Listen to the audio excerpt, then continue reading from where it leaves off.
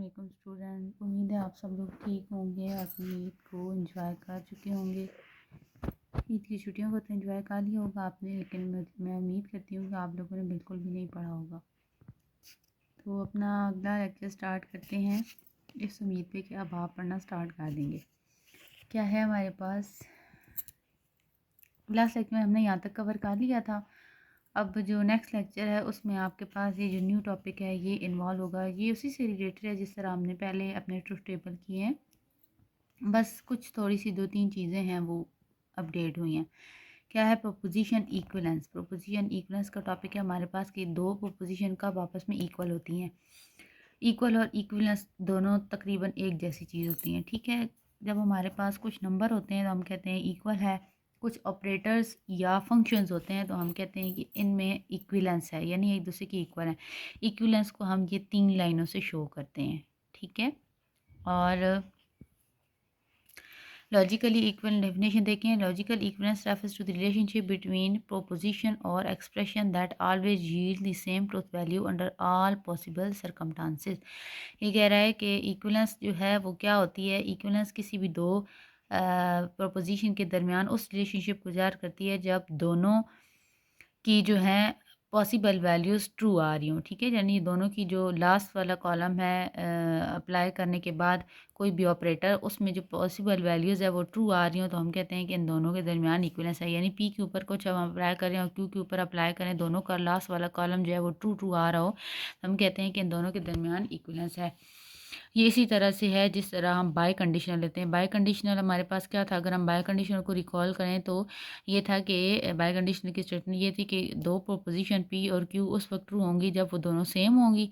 यानी दोनों ट्रू पे भी आंसर ट्रू आएगा, दोनों फॉल्स पे भी आंसर ट्रू आएगा, और अगर दोनों में से एक भी फॉल्स होगी तो आंसर फॉल्स आ जाएगा। तो इसका मतलब पी और क्यू दोनों अगर सेम हैं, दोनों की सेम वैल्यूज़ हैं, तो फिर हमारे पास उनके दरमियान क्या इक्विलेंस जो है, इक्विलेंस का रिलेशन होल्ड करता है। अब हमारे पास कुछ लॉज आते हैं इक्विलेंस की, उसी तरह हैं जिस तरह हमने पहले कुछ लॉ पढ़े हैं। पहला है identity law, domination law, idempotent, double notation, sorry double negation, commutative, associative, और नेक्स्ट ये हमारे पास नेक्स्ट पेज पे। सबसे पहला आइडेंटिटी। आइडेंटिटी क्या होता है, किसी चीज़ को अगर हम मल्टीप्लाई करें और सेम वही आ जाए, या प्लस करें तो सेम वही आ जाए। जैसे कि अगर मैं आपको सिंपल मैथ में समझाऊं तो मल्टीप्लिकेशन आइडेंटिटी 1 होती है, यानी किसी नंबर को हम 1 के साथ मल्टीप्लाई कराएंगे तो वो नंबर ही आ जाएगा। 2 1 आर 2, 3 1 आर 3, ठीक है। किसी भी नंबर को 1 के साथ मल्टीप्लाई कराएंगे तो वही नंबर वापस आ जाएगा। तो 1 हमारे पास होती है मल्टीप्लिकेटिव आइडेंटिटी। इसी तरह 0 हमारे पास होती है एडिटिव आइडेंटिटी, यानी 0 एक ऐसा नंबर जिसको हम किसी भी नंबर में ऐड करें तो वही नंबर वापस आ जाएगा। 2 + 0 = 2, 3 + 0 = 3।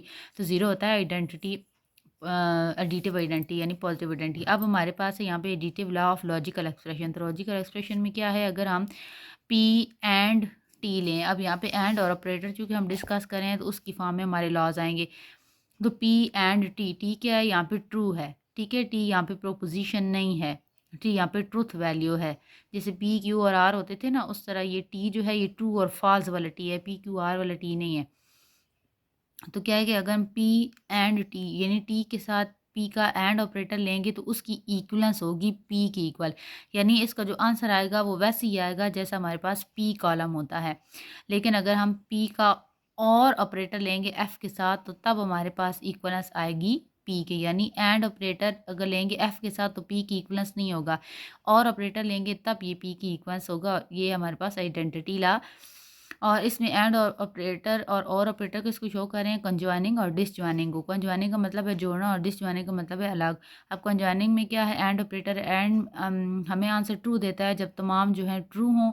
इसका मतलब दोनों को ज्वाइन करेंगे पी एंड टी। अगर पी भी ट्रू हो और ट्रू तो ऑलवेज ट्रू है तो फिर तब इनका आंसर जो है वो पी की इक्वल आएगा।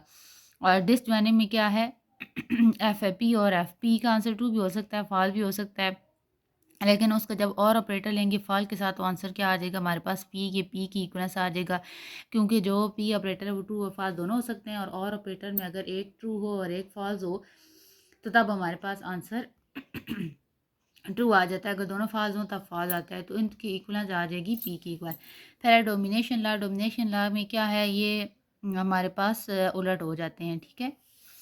अगर हम यहाँ पे और ऑपरेटर लेंगे ट्रू के साथ तो इसकी इक्वलेंस पी के साथ नहीं आएगी बल्कि ट्रू के साथ आएगी, और अगर एंड ऑपरेटर लेंगे एफ के साथ तो इसकी इक्वलेंस आएगी एफ के साथ। आइडेम्पोटेंट क्या होता है? आइडेम्पोटेंट वैसे अगर किसी एलिमेंट का स्क्वायर लें और वही एलिमेंट वापस आ जाए तो उसे हम कहते हैं ये आइडेम्पोटेंट है।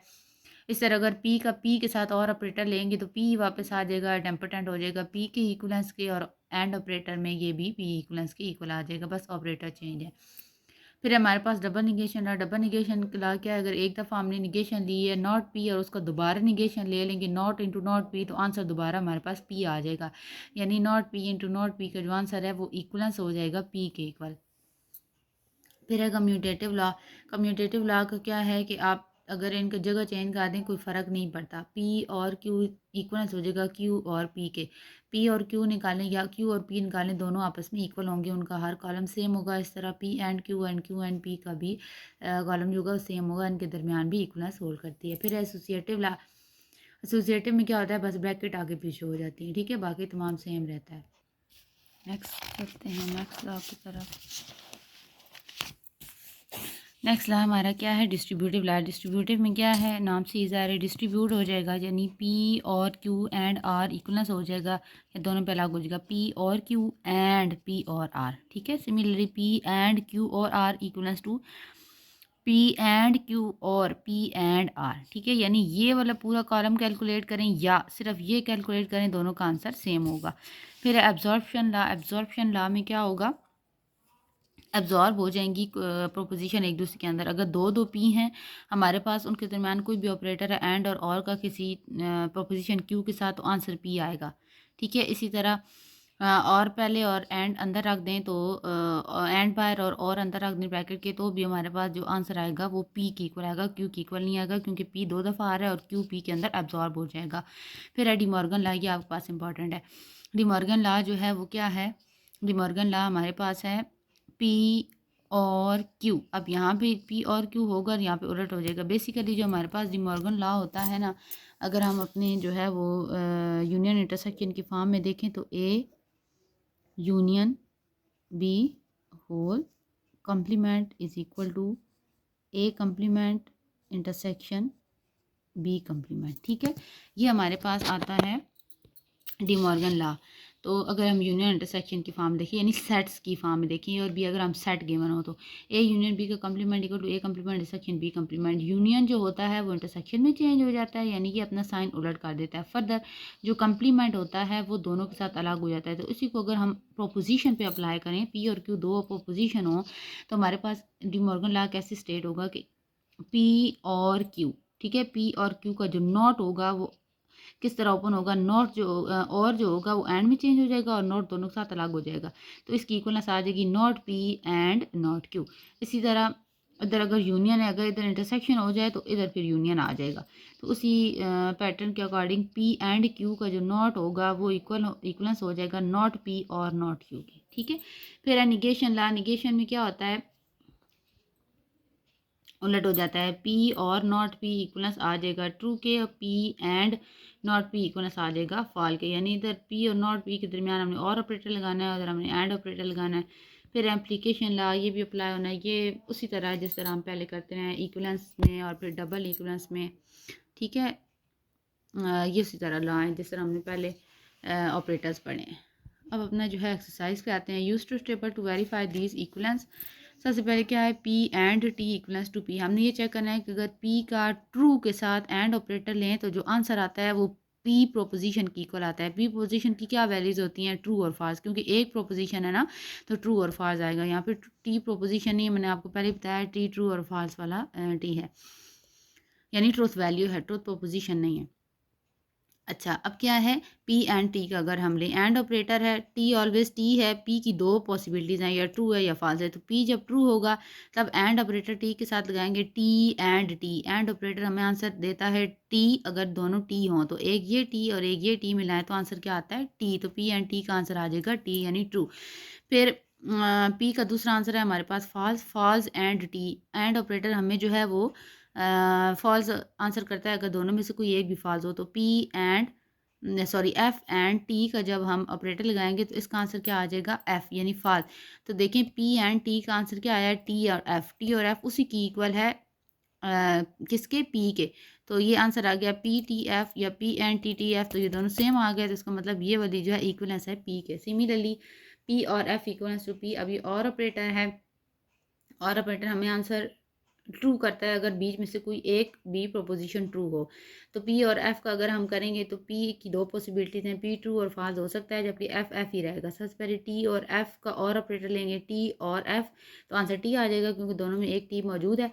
फिर हम एफ और एफ लेंगे, दोनों फॉल्स हैं, तो आंसर क्या आ जाएगा, फॉल्स। तो ये देखें पी और एफ का आंसर भी क्या आया है, ट्रू और फॉल्स। ये सिमिलर है पी के, दोनों इक्वलेंस हो जाएंगी। इसी तरह हमारा नेक्स्ट जो है वो होगा कॉलम। ये 3-4 जो कॉलम है ये सॉरी मैट्रिसेस की फॉर्म में जो हमें गिवन है, टेबुलर फॉर्म में जो गिवन है, ये आपके पास इसी पैटर्न पे सॉल्व हो जाएंगे। नेक्स्ट देखें, show that not P into not P R logically equivalence, यानी पी और नॉट ऑफ और नॉट पी जो है वो इक्वल हैं। तो सबसे पहले पी हमारे पास दो प्रोपोजिशन है, एक प्रोपोजिशन है तो दो ट्रूथ वैल्यूज होंगी, ट्रू और फॉल्स। तो नॉट पी क्या आ जाएगा, ट्रू का फॉल्स और फॉल्स का ट्रू। अब नॉट पी क्या आ जाएगा, नॉट ऑफ नॉट पी, यानी इसका अगेन हमने नॉट लेना है। तो नॉट पी की वैल्यू एफ है तो उसका नॉट ट्रू आ जाएगा, इसकी वैल्यू ट्रू है तो इसका जो नॉट होगा वो एफ आ जाएगा। अब देखें ये वाला कॉलम और ये वाला कॉलम दोनों सेम है, ठीक है। इसका मतलब नॉट पी लिखें या पी लिखें, दोनों लॉजिकली इक्वल हैं। इस तरह हमारे पास ये बन रहे हैं, ये बस उसी तरह हमने करना है सेम जिस तरह पहले हमने बस ये चीज़ कैलकुलेट करनी होती थी। अब हमने ये कैलकुलेट करके चेक करना है कि दोनों का आंसर या दोनों का जो कॉलम आया है वो आपस में सेम है या नहीं, ठीक है। इसी तरह इसी बेसिस पे ये सारे क्वेश्चंस होंगे।